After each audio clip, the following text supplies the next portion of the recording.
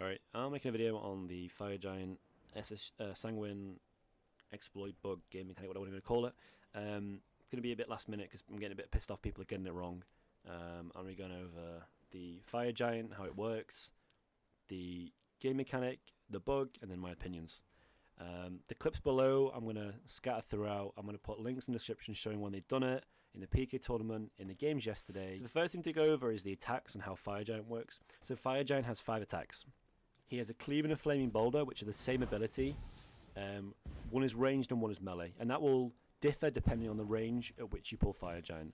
Now both these abilities apply the same debuff, which is a reduced 40% healing debuff and a reduced damage by 20%, and that lasts for about 3 or 4 seconds. The second attack is the Molten Knockup, which is just a line attack that slows you by 30%. The full attack, which you can see in the hit chain, is the Fire Giant Orbs. The way these work is the Fire Giant will spawn 5 orbs, and he will split them out amongst the people that are there. If there's one person in the ring at the time when they spawn, then all 5 will hit that one person. If there's 5 people in the ring, then all 5 will spread out evenly, so 1 orb per person. The fifth attack is the Fire Giant Ring. When you haven't got a ward on Fire Giant and you can't see the health of Fire Giant, it's a warning for teams to see the Fire Giant wall come up. You've seen another bug being used to do with this, which was when the Hades global emote was used, and it looked like the Fire Giant walls were appeared, but they weren't, and it baited a team to come into Fire Giant early. However, this isn't to do with the game mechanic.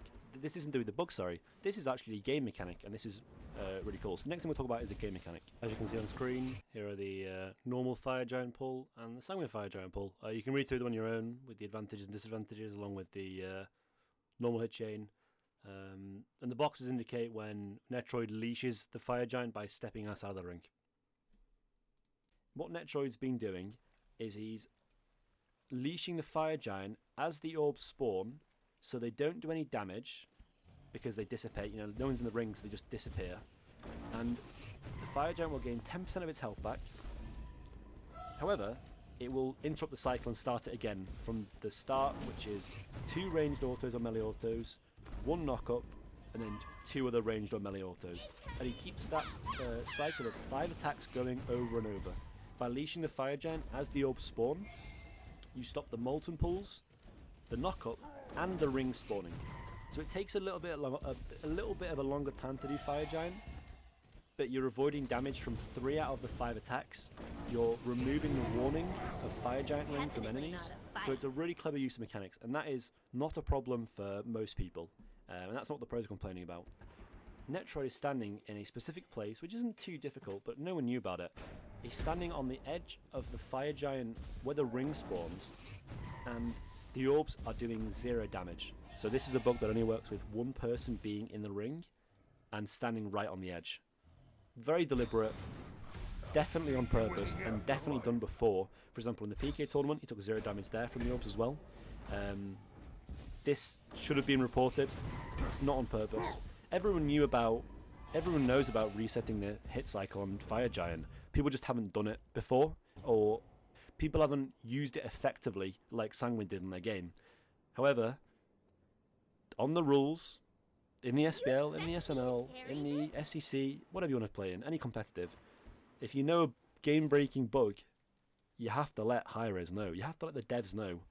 If you're greedy that you're keeping the game in a worse state with game-breaking bugs and then using it to your advantage, that is exploiting a bug. And there needs to be something done by Hi-Rez to remove the grey area that people are unsure about, or a fine, or a warning.